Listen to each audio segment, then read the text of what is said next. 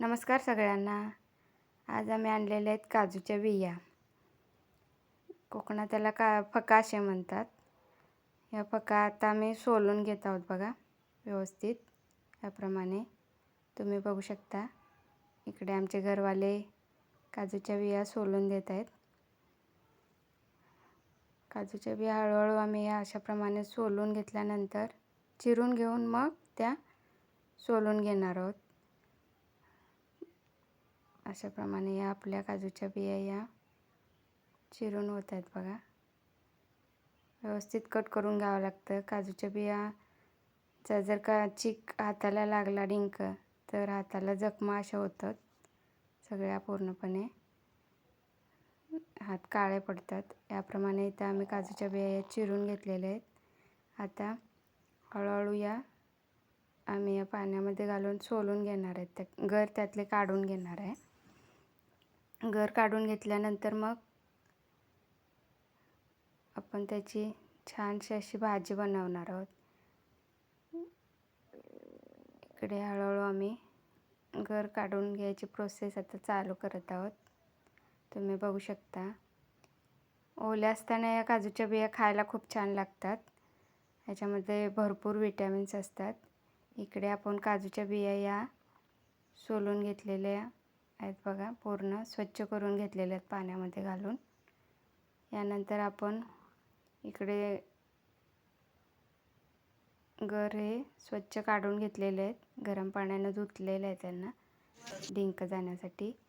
इकडे आमची गॅसवर काजूची भाजी बनवण्याची प्रोसेस चालू आहे. इकडे कांदा घातलेला आहे आणि मी भाजकं वाटप तयार करून घेतलेलं आहे. भाजक्या वाटपामध्ये कांदा भाजून घेतला. नंतर खोबरं घालून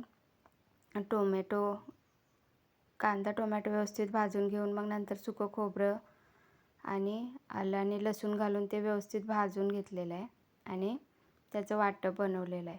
इकडे आपली काजूचे गर टाकून आणि बटाटा टाकून भाजीची परतून घेण्याची प्रोसेस चालू आहे. वाटप घातल्यानंतर ही भाजी खूप छान लागते खायला.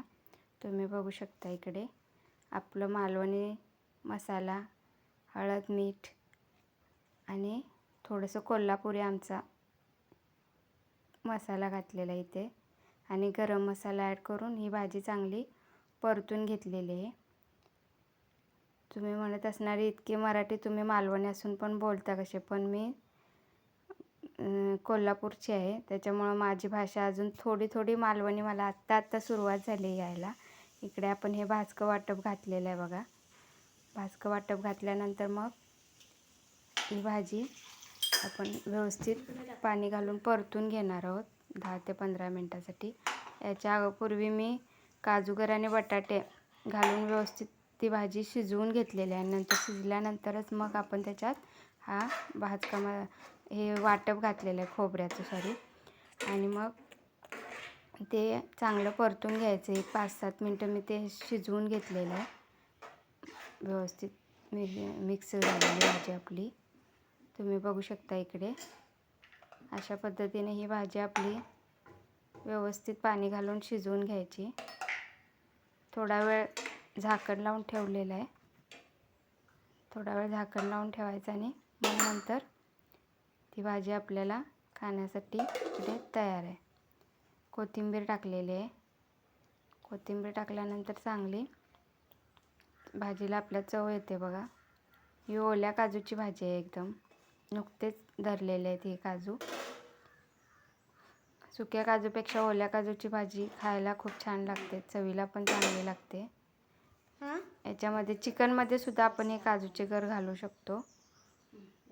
अंड्यामध्ये सुद्धा वापरू शकतो. अशा पद्धतीने ही आपली इकडे काजूची भाजी बनवून तयार झालेली आहे. तुम्ही बघू शकता. काजूचे गर आणि बटाटा एकत्र करून अशाप्रमाणे ही भाजी बनवून घेतलेली आहे. आणि नाश्त्याला आम्ही घावणे केलेले आहेत तांदळाचे. या घावण्यांबरोबर ही भाजी खायला खूपच छान लागते. तुम्ही बघू शकता. इकडे घावणे बनवलेले आहेत. अगदी पांढरे शुभ्र आहेत. आमच्या तव्यावर खूपच छान घावणे येतात. तुम्ही बघू शकता. अशा पद्धतीनं आपली ही काजूची भाजी आणि घावणे खायला आजच्या नाश्त्यामध्ये आमच्याकडे तयार आहे बघा. कशी वाटली ही भाजी नक्की सांगा. कसा वाटला व्हिडिओ नक्की सांगा. थँक्यू. धन्यवाद.